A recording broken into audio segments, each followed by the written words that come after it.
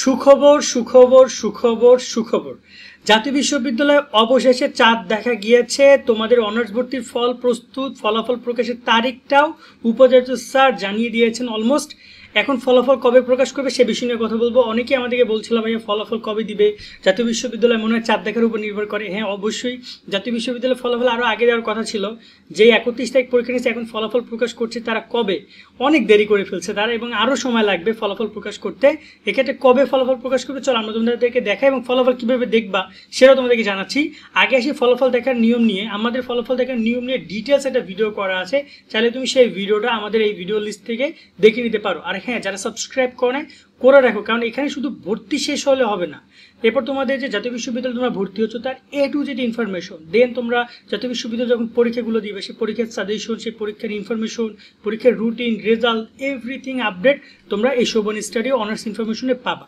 So এবার আসি রেজাল্টটা কবে দিবে। এখানে যদি আমরা দেখি এটা ডেইলি ক্যাম্পাসের নিউজ, সো বুঝতেই পারছি এখানে তারা বানায় বলার কিছু নাই, তারা নিউজ কভার করেছে যে জাতীয় বিশ্ববিদ্যালয়ে ভর্তি পরীক্ষার ফলাফল চলতি সপ্তাহে যে কোনো দিন প্রকাশ করা হবে বলে জানিয়েছে উপাচার্য বিশ্ববিদ্যালয় উপাচার্য অধ্যাপক ASM আমানুল্লাহ। আজ শনিবার রাতে রাজধানী ধানমন্ডি বিশ্ববিদ্যালয়ের সিন্ডিকেট সভা শেষে দ্য ডেইলি ক্যাম্পাসকে তথ্য জানান তিনি।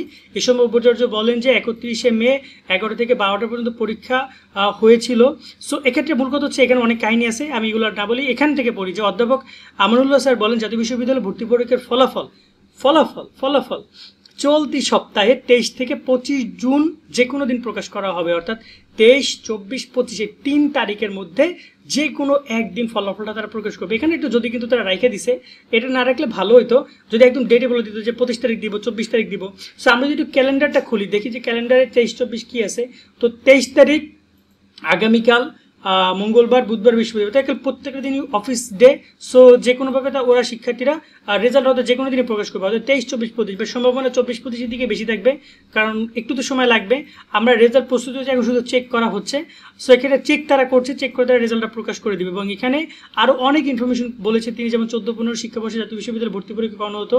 15-16 শিক্ষাবর্ষ থেকে প্রথমবার মতো SSC জিপিআর ভিত্তিতে নিয়েছে, 8 বছর পর তাতে ফের পরিবর্তন আনা হলে এবার ভর্তি পরীক্ষার মাধ্যমে শিক্ষার্থী ভর্তি নেওয়া হবে।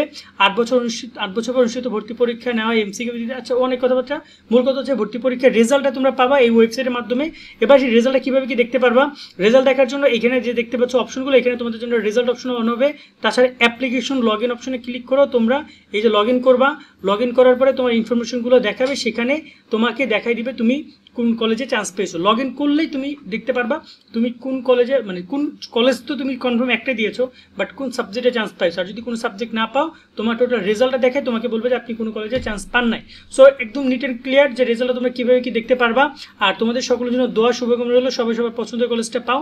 বাট নিয়মিত সব আপডেটগুলো তোমরা আমাদের কাছ থেকে পাবা, তাই আমাদের সাথে যুক্ত থাকবা। অবশ্যই সাবস্ক্রাইব করে আজকের মতো এখানে বিদায় নিচ্ছি। সকলে ভালো থাকবা, আল্লাহ হাফেজ।